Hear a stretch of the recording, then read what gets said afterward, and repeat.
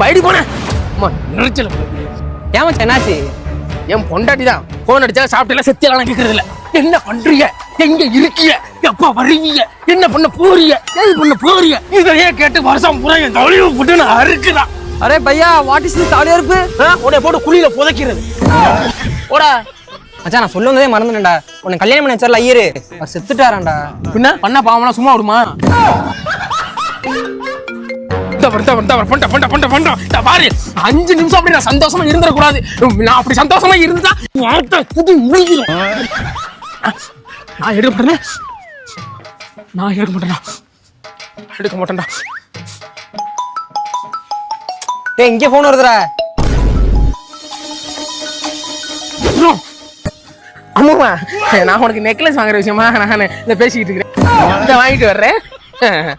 சரி இந்த நெக்லஸ்